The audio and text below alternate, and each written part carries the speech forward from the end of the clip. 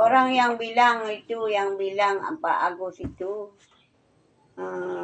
serigala, orang itulah yang jadi serigala. Kalau orang bukan dia yang serigala, nggak mungkin dia bilang itu. Bukan kehendak dia, itu kehendak Allah Ta'ala. Allah Ta'ala menghendak semua akan terjadi.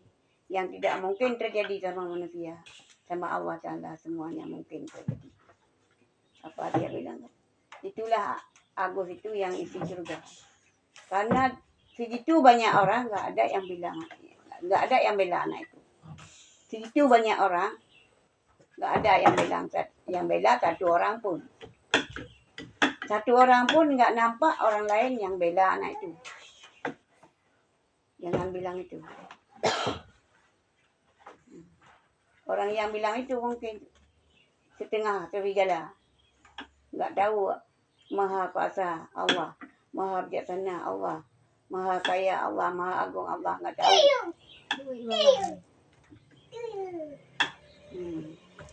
Kalau Mbak Allah semua mungkin.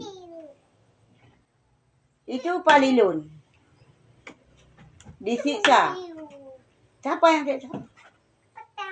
Orang munafik. Salah Palilun. Nggak benar Palilun.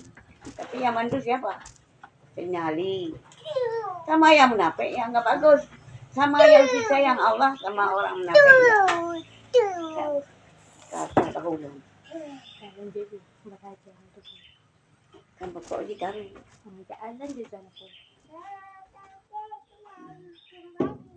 Apa Lilun, satu orang aulia Allah dipitnah sama jariah, dibilang perkosa orang, dibilang menguntingkan orang, dibilang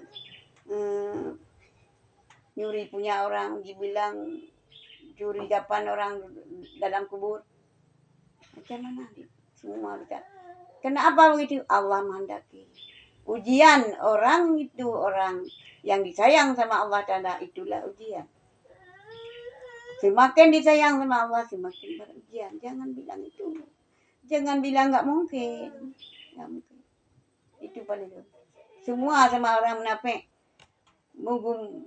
Berliun-liun orang disiksa paling. Tapi siapa yang tolong? Sayyidina Ali. Dibawa suara Palilun sama angin ke sana tempat Sayyidina Ali datang jadi krungnil karena dia lari jadi krungnil di negara Mesir itu karena jalan menolong Palilun. Tahu kan? Tahu apa tidak? Krungnil itu di Makkah itu. Sayyidina Ali lari bantu Palilun itu. Tahu itu kan? Nggak tahu, mungkin nggak tahu. Kalau maling kopiah ya nggak tahu. Kalau maling Quran, maling kitab ya tahu. Tahu itu. Krungnil itu dasar Palilun. Sayyidina Ali bantu Palilun. Ujian besar. Kalau orang disayang Allah, besar kali ujian.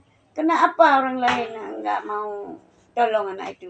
Karena dia hendak sama Allah, karena dia dikasih ujian, apa dia sanggup bela itu, kasih pahala besar dia.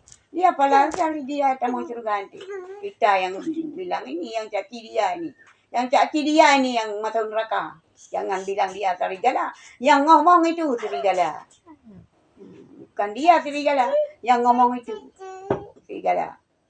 Dia bukan serigala, dia beli surga itu, bukan beli neraka, beli surga dia. Itulah orang yang beli surga. Kayak dia sana. Macam mana? Dibilang curi orang, dipotong anak orang, dibilang dia potong leher anak orang. Macam mana disiksa dia sana. Tapi Allah menolong. Karena